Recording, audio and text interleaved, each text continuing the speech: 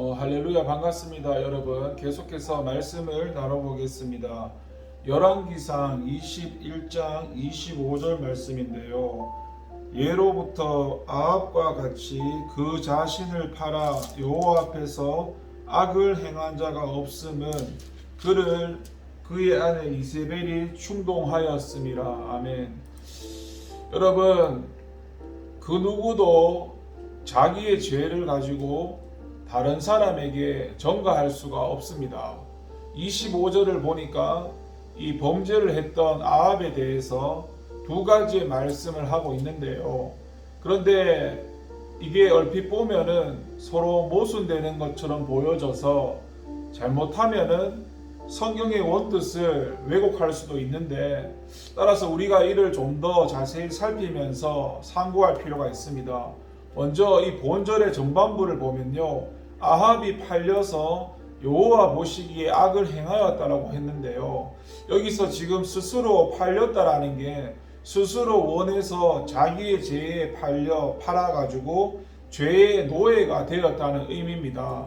따라서 이는 분명 아합의 죄에 대한 책임은 아합 자신에게 있음을 의미하는 말씀이라고 할 수 있습니다. 반면에 이 본절의 뒷부분을 보면요, 그를 그의 아내 이세벨이 충동하였다고 했는데, 아합이 범죄한 것은 아내 이세벨의 선동과 그런 부추김이 있었기 때문이라는 겁니다. 사실 이 갈멜산에서의 대결이나 나봇의 포도원 사건 등을 보면은 이 아합은 분명 이런 적극적인 인물이라기보다는 수동적인 인물이었던 것으로 보여집니다. 반면 이세벨은 매사에 있어서 주도권을 쥐기 좋아하는 그런 적극적인 여자였습니다. 때문에 이 아합에 대한 이세벨의 이런 지대한 영향력은 의심의 여지가 없고, 따라서 그 모든 범죄에 있어서 아합보다는 이세벨에게 더 많은 책임이 있는 것으로 여겨지기도 합니다. 그렇다면은 결론적으로 볼 때 아합의 죄에 대한 책임이 누구에게 있을까요? 아합 자신일까요? 아니면 그를 충동한 이세벨에게 있을까요? 물론 이에 대한 대답은 분명합니다. 스스로 죄에 팔려서 노예가 된 아합에게 있는 것입니다. 또 사실 그렇게 해야만 모든 것이 모순 없이 설명될 수 있습니다. 왜냐하면 만일 아합이 스스로를 죄에 팔지 않았더라면 아무리 이세벨이 충동할지라도 결코 거기에 넘어가지 않았을 것이기 때문입니다. 오히려 그러한 이세벨을 책망하고 제지함으로써 자신의 믿음을 증명해 보였을 것이기 때문입니다. 그리고 여기에는 오늘 우리가 살아가는 삶의 현실에도 마찬가지로 적용할 수 있는 그런 진리가 있습니다.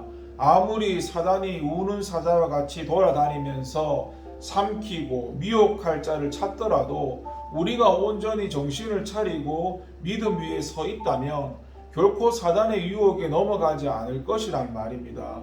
따라서 만일 누군가 사단의 유혹에 넘어가서 범죄한 후에 그 핑계를 사단에게 돌린다면 이는 스스로를 속이고 하나님을 속이려 드는 그런 기만 행위가 될 것입니다. 그런데 오늘 우리 주변을 보면요, 자기가 미혹되어 가지고 자기가 실수하고 자기가 범죄를 저질러 놓고도요, 그 원인을 조상이나 부모나 사회나 환경 등으로 돌리는 사람들이 참 많은데요, 특히 이는 잘못된 사람으로 그렇게 자녀를 감싸는 부모들에게서도 많이 찾아볼 수 있습니다. 자기 자녀는 원래 심성이 곱고 착한 아이였는데 학교에서 잘못된 친구들을 만나서 불량 학생이 되었다는 겁니다. 그래서 오히려 학교를 탓하고 교육 제도를 탓하고 불량 소년들을 양산하는 그런 사회를 탓합니다. 하지만 여러분, 어느 학교든 일반적으로 선생님들은 학생들을 선한 길로 인도하고자 애쓰고 있습니다. 또 어느 학교, 어느 교실이든 열심히 공부하고자 하는 학생들이 있기 마련입니다. 그런데 왜 그러한 사람들을 놔두고 불량 학생들을 사귀는 것일까요? 또 그 많은 시간에 보고 배울 것도 많은데 왜 하필이면 불량한 행동부터 배우는 것입니까? 그것은 그 학생이 잘못된 마음을 먹고 있기 때문이 아닐까요? 여러분, 성경을 보면은 하나님께서는 이스라엘 백성을 이런 우상이 가득 찬 가나안 땅으로 인도를 하셨습니다. 하지만 그러한 영향을 받아가지고 이스라엘이 타락했을 때에 하나님께서는 단 한 번도 환경 탓으로 돌리거나 어쩔 수 없다라고 하시지 않았습니다. 오히려 그처럼 이방을 본받은 이스라엘을 엄한 채찍으로 징계를 하셨습니다. 또 아담과 하와가 범죄 후에 각각의 책임을 다른 이들에게 돌렸을 때에도 역시 그들의 변명을 인정하시지 않았습니다.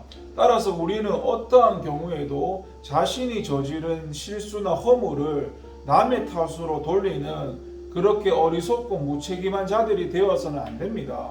우리는 오직 자신의 삶에 대한 모든 책임은 우리 자신에게 있음을 알고 항상 말씀을 따라 살아가는 그런 자세를 가지고 우리가 뿌렸던 선한 씨앗으로 선한 열매를 풍성히 거두는 그런 복된 자들이 되어야 합니다. 기도하겠습니다. 하나님 아버지 감사합니다. 말씀대로 살게 하옵소서. 예수님의 이름으로 기도드립니다. 아멘.